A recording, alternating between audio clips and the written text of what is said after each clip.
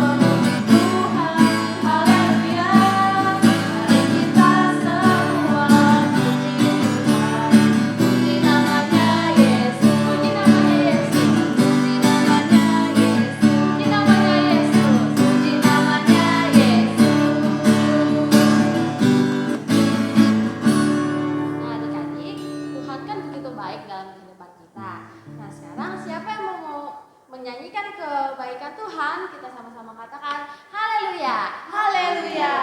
Kita mau katakan lihat bintang di langit.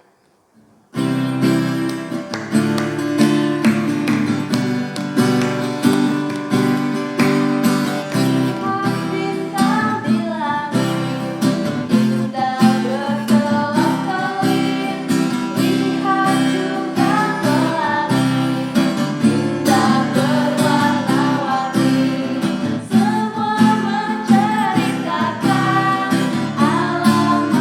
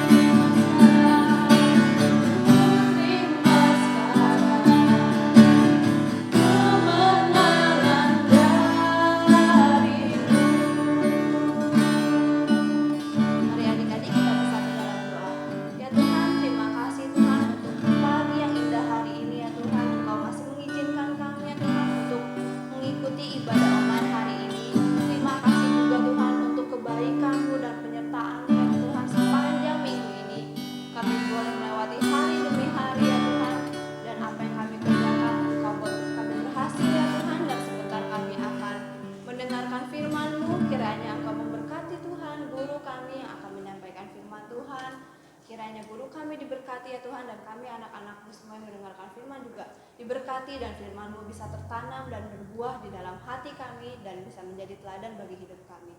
Ya Tuhan, terima kasih, kami sudah berdoa dan mengucap syukur. Haleluya. Amin.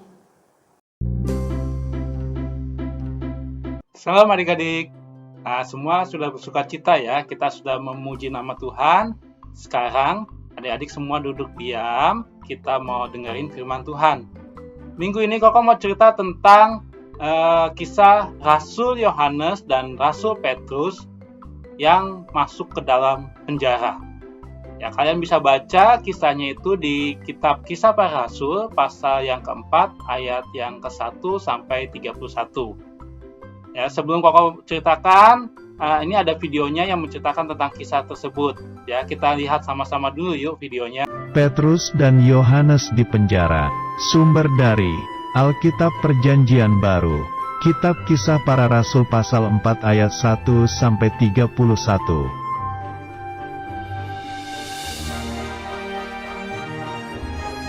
Di hari Pentakosta, Tuhan memberikan Roh Kudus kepada Petrus, Yohanes, dan murid lainnya.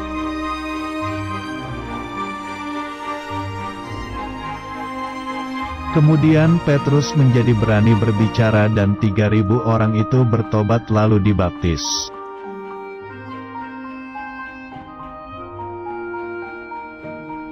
Petrus juga diberikan karunia mujizat untuk menyembuhkan orang lumpuh agar berjalan.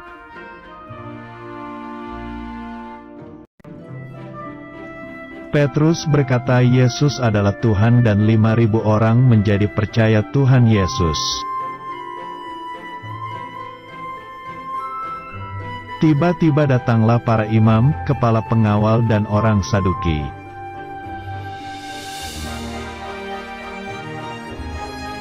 Mereka tidak percaya Tuhan Yesus dan mereka marah kepada Petrus dan Yohanes.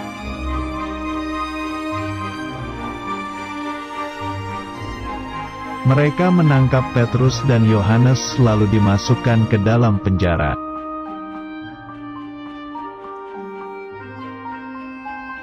Walaupun Petrus dan Yohanes di penjara, mereka tidak takut karena ada Roh Kudus.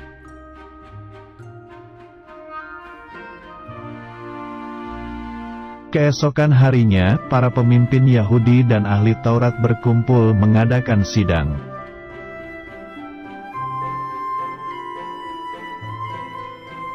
Mereka bertanya kepada Petrus dan Yohanes dengan kuasa mana mereka menyembuhkan.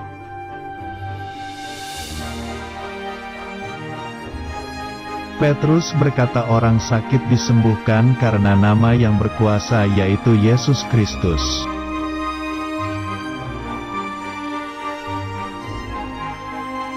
Mereka menjadi semakin marah dan melarang Petrus dan Yohanes memakai nama itu.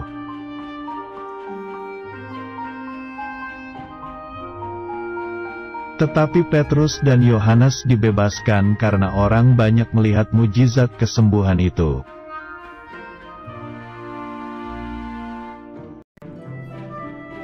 Akhirnya, Petrus dan Yohanes berdoa bersama untuk minta keberanian memberitakan firman. Nah, adik-adik sudah lihat ya kisahnya ya dari video tersebut. Cerita ini adalah tentang kisah para rasul ya dan jemaat mula-mula ya di kota Yerusalem yang terjadi setelah peristiwa Pentakosta atau turunnya Roh Kudus. Ya, di mana kita tahu Pentakosta atau turunnya Roh Kudus itu setelah Tuhan Yesus naik ke atas surga. Ya, sehingga pemberitaan Injil diteruskan oleh para rasul atau murid-murid yang sudah dipilih oleh Tuhan Yesus. Dan tentu saja dipimpin oleh Rasul Petrus dan Rasul Yohanes ya sebagai murid-murid utama pada saat itu. Nah, kita bisa lihat bahwa setelah mereka menerima Roh Kudus, mereka berani untuk memberitakan Injil dan membuat orang banyak itu percaya kepada Tuhan Yesus. Ya, di Kisah Para Rasul pasal 2 itu dikatakan pada hari itu juga ada 3.000 orang yang percaya kepada Tuhan Yesus dan semakin bertambah. Dan selain mereka memberitakan firman Tuhan, Rasul Yohanes dan Petrus serta rasul-rasul yang lain juga membuat banyak mukjizat.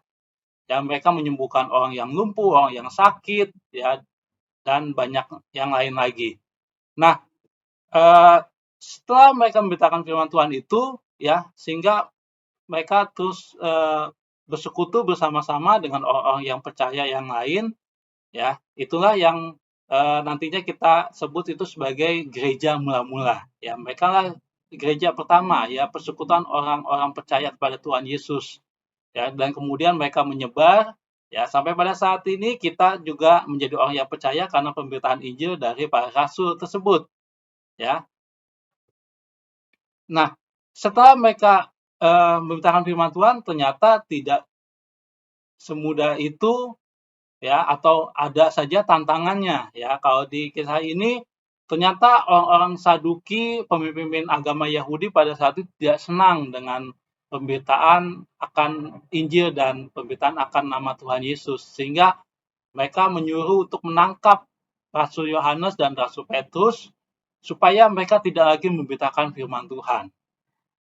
Ya, tapi kemudian kita tahu bahwa karena mereka sudah menerima Roh Kudus, mereka menjadi berani, menjadi lebih kuat, ya, tidak tunduk pada ancaman, ya, sehingga ketika di pengadilan esok harinya mereka malah semakin berani lagi untuk memberitakan firman Tuhan, dan mereka menolak kalau diancam akan dipenjara lebih lama kalau terus menyampaikan firman Tuhan, ya. Nah,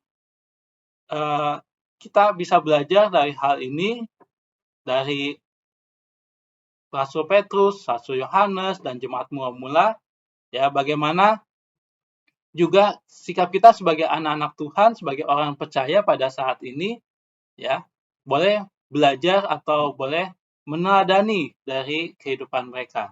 Ya, yang kalau mau bagikan yang pertama adalah kita sebagai orang percaya itu harus tekun dalam persekutuan kita di dalam Tuhan. Ya, jadi sama seperti pada saat itu jemaat mula-mula, mereka terus bertekun dalam ibadah, berkumpul bersama-sama. Ya, demikian juga kita pada saat ini, kita juga walaupun misalnya, selama 3 tahun terakhir ini kita mungkin tidak bisa bersama-sama berkumpul, ya, di dalam gereja. Tetapi gereja itu sebenarnya bukan gedungnya, ya, tapi Tuhan Yesus katakan, firman Tuhan katakan, di mana 2-3 orang berkumpul di dalam nama Tuhan Yesus hadir di sana. Nah, demikian juga seperti kita, ya. Kita mungkin saat ini contohnya, ya, kita tidak berkumpul bersama-sama di gereja, tapi kita beribadah lewat online. Tetapi ketika kita menyatukan hati kita bersekutu bersama-sama dalam nama Tuhan Yesus, Tuhan pasti hadir, dan disitulah gereja itu terjadi, ya. Jadi apapun yang terjadi, tetaplah kita tekun dalam persekutuan kita kepada Tuhan. Ya, jadi tetap setia, ya, dalam ibadah sekolah minggu, baik online maupun offline, ya. Kalau nanti kita berkesempatan untuk offline. Yang kedua adalah mereka percaya bahwa Tuhan selalu menyertai mereka. Tadi kalau katakan peristiwa ini terjadi setelah mereka itu ditinggal oleh Tuhan Yesus naik ke surga. Ya, kita bisa bayangkan Petrus dan Yohanes serta teman-temannya itu dahulunya sebelumnya itu selalu mengikuti Tuhan Yesus, ya, selama 3,5 tahun pelayanan Tuhan Yesus mereka hanya mengikuti saja Tuhan Yesus kemana pergi, ya, dan seterusnya, ya. Tapi kemudian Tuhan Yesus pergi ke surga, ya, atau terangkat ke surga, ya. Tetapi mereka tetap percaya Tuhan menyertai. Kenapa? Karena Tuhan Yesus sudah berjanji akan memberikan penolong, yaitu Roh Kudus. Dan setelah mereka menerima Roh Kudus dalam diri mereka mempunyai keberanian itu, dan mereka punya keyakinan itu, percaya bahwa Tuhan selalu menyertai mereka melalui Roh Kudus. Ya, sama seperti kita, ya. Roh Kudus itu diberikan tidak hanya kepada Petrus, Yohanes, dan teman-temannya pada saat itu 2000 tahun yang lalu ketika Pentakosta, tapi saat ini pun, ya, firman Tuhan katakan Roh Kudus itu ada di setiap hati orang percaya. Roh Kudus itu adalah tanda materai bahwa kita adalah orang percaya kepada Tuhan Yesus. Ya, jadi dimanapun kita berada, Tuhan selalu menyertai kita. Ya, jangan takut, ya, kalau kita memang tetap melakukan sesuatu yang baik ya, sesuatu firman Tuhan. Kita hanya boleh takut kalau kita melakukan sesuatu yang salah. Kalau salah ya kita harus minta maaf ya. Jangan melakukan lagi pastinya. Tapi ketika kita melakukan sesuatu yang benar, apalagi kita bersaksi, apalagi kita menyampaikan kebenaran firman Tuhan yang menegur orang misalnya, kalau kita misalnya lihat teman kita, dia kalau lama suka nyontek tuh. Kalau kita kasih tahu, jangan, ya itu nggak baik. Apalagi kalau kita tahu dia juga anak Tuhan ya, anak sekolah minggu. Jangan, karena itu tidak sesuai dengan firman Tuhan. Kita harus berani karena itu adalah perintah Tuhan untuk kita menyampaikan firman Tuhan, mengoreksi orang yang salah. Berarti kita sudah melakukan kebenaran, kita harus berani karena Tuhan Yesus pasti menyertai kita melalui Roh Kudus. Yang ketiga adalah kita mau meneladani kehidupan jemaat mula-mula pada saat itu, yaitu selalu tekun berdoa.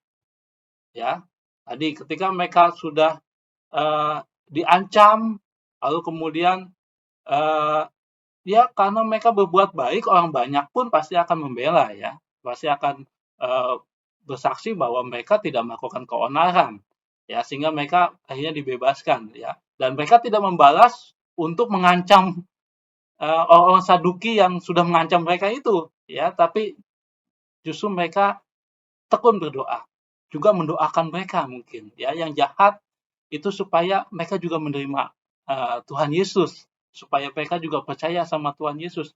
Ya demikian juga kita anak-anak Tuhan. Apapun masalah kita, apapun yang kita hadapi, ya, kita bawa dalam doa, ya. Tuhan Yesus pasti akan mendengarkan dan menjawab doa kita. Jadi kalau ada yang jahat sama kita, kita doakan dia supaya dia tidak lagi menjadi orang yang jahil, tidak lagi menjadi orang yang suka jahatin orang, ya. Ya seperti itu, ya. Kita selalu doakan tersebut, ya. Karena firman Tuhan katakan telinga Tuhan itu tidak pernah kurang peka untuk mendengarkan setiap doa anak-anak Tuhan. Dan tangannya tidak pernah kurang panjang untuk menolong anak-anak Tuhan. Jadi bawa semua dalam doa, Tuhan pasti akan menolong. Ya, walaupun mungkin kita berdoa minta sesuatu, Tuhan belum berikan. Misalnya, Tuhan saya mau nanti saya ulang tahun atau saya naik kelas, saya mau minta laptop. Belum tentu dikasih. Ya. Kenapa? Karena Tuhan yang mengetahui yang terbaik buat kita. Ya, tapi kalau kita berdoa, Tuhan minta berikan saya hikmat supaya saya ulangan bisa mengerjakan dengan baik, ya. Saya sudah belajar dengan sungguh-sungguh, Tuhan pasti akan memberikan hal tersebut. Karena itu memang kebutuhan kita, janji Tuhan selalu dia akan mencukupi, dia akan menyertai kita semua, ya. Jadi demikian 3 hal itu, tetap setia dalam persekutuan kita kepada Tuhan, tetap percaya Tuhan Yesus menyertai kita melalui Roh Kudus, dan tekun berdoa, ya. Ayat Mas minggu ini kau ambil dalam kitab Mazmur pasal 31 ayat 25. Kita baca sama-sama ya. Kuatkanlah dan teguhkanlah hatimu. Ya, sekali lagi, kuatkanlah dan teguhkanlah hatimu. Nah, untuk aktivitas minggu ini, kau udah siapkan sesuatu yang mudah ya. Kalian nanti tinggal kerjakan, lalu kirimkan melalui WA Guru Sekolah Minggu. Ya, aktivitasnya adalah, Koko punya 2 gambar. Nah, kalian cukup cari 5 perbedaan saja. Ya, mudah sekali. Ya, jadi jangan lupa dikerjakan dan nanti dikirimkan ya, karena yang mengirimkan itu akan mendapatkan hadiah. Oke? Nah, tetap setia dalam ibadah sekolah minggu kita ya. Sampai jumpa dalam ibadah online kita berikutnya. Sampai jumpa, dadah, shalom.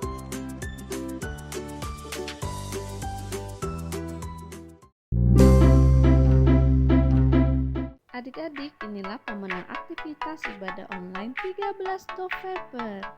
Ada Grace dari kelas Pratama dan Jaden dari kelas Pratama. Selamat ya adik-adik. Untuk semua adik-adik sekolah minggu, tetap rajin beribadah dan kerjakan aktivitas ibadah online sekolah minggu. Nah